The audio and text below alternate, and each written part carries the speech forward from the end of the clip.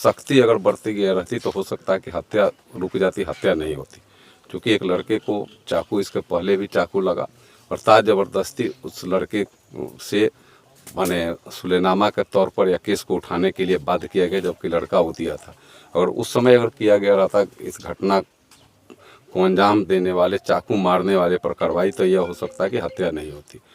नमस्कार, आप सारण लाइव देख रहे हैं और मैं हूं आपके साथ विनीत कुमार। सारण जिले के रसूलपुर थाना क्षेत्र के चपरेठा गांव में बीती रात्रि हुए उदय गिरी के पुत्र सुजीत गिरी के हत्याकांड के मामले में महाराजगंज के सांसद जनार्दन सिंह सिग्रीवाल आज चपरेठा गांव में पहुंचे और वहां पहुंचकर उन्होंने पीड़ित परिजनों से मुलाकात की। मुलाकात के बाद उन्होंने वस्तुस्थिति की जानकारी ली। इसके बाद उन्होंने सारण के एसपी डॉक्टर आशीष कुमार से भी फ़ोन पर बातचीत की व इस मामले में दोषियों पर कड़ी कार्रवाई करने का निर्देश दिया।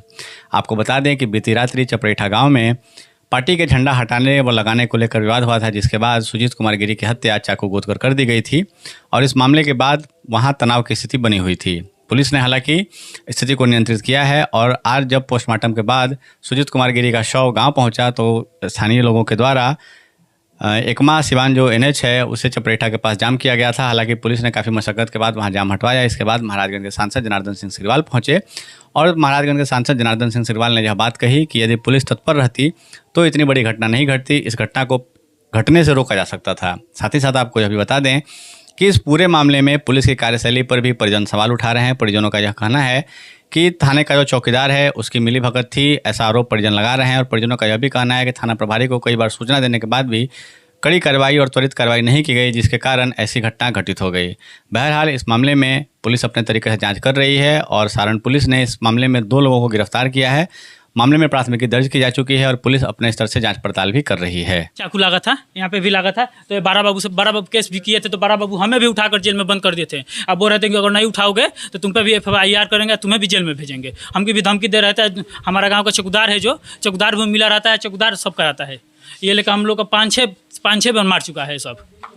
कितना भी केस लिखाया फिर भी वो कुछ नहीं एक्शन। बारा बाबू कुछ नहीं करते हैं। बारा बाबू क्या चौकीदार मिलकर बारा बाबू से सेटलमेंट करा लेते हैं। अपराध है, सोची समझी साजिश के तहत उस नौजवान की हत्या की गई है। जो मुझे जानकारी प्राप्त हुई है, यह घटना पहले से भी, चुनाव के पहले से भी ये घटना का कहीं ना कहीं से शुरुआत हो गया था। लेकिन उसमें सख्ती अगर बरती गई रहती तो हो सकता है कि हत्या रुक जाती, हत्या नहीं होती। क्योंकि एक लड़के को चाकू, इसके पहले भी चाकू लगा और ताज ज़बरदस्ती उस लड़के से माने सुलेनामा के तौर पर या केस को उठाने के लिए बाध्य किया गया, जबकि लड़का वो दिया था।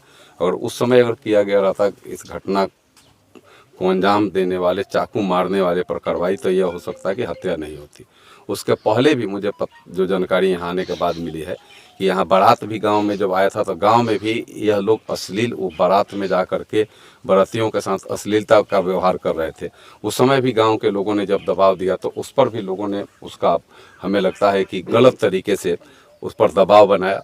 और यहाँ का जो हमें लगता है कि चौकीदार है, वो थाना प्रभारी से मिल करके कहीं ना कहीं केस को दबाने का काम किया।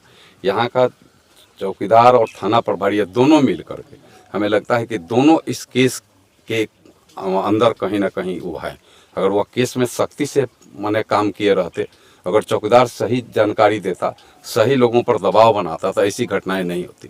अपराध ऐसे ही होते हैं, ऐसा ही गलत लोगों से, गलत प्रोत्साहन की वजह से अपराध हो जाते हैं। अपराधी पर अंकुश लगाया जाएगा तो अपराध नहीं होगा, लेकिन अंततोगत्वा अपराध पर अंकुश लगता है। हमेशा कानून जीता है और यहाँ भी कानून जीतेगा।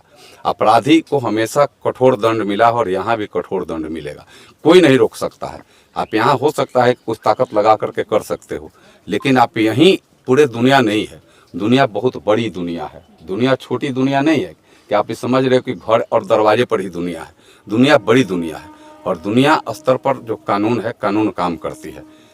कानून, कोर्ट, न्यायालय और प्रशासन, आप चौकीदार और थाना प्रभारी मिलकर कर रहा होगा तो उसके ऊपर अधिकारी हैं, SP हैं, उसके ऊपर अधिकारी बैठे हुए हैं। उन लोगों के नज़र में जाएगा तो वहाँ वैसे लोगों पर भी कार्रवाई होगी, कठोर कार्रवाई होगी। और जब तक कार्रवाई नहीं होगी तब तक ऐसे अपराध नहीं रुकते हैं। सर पीड़ित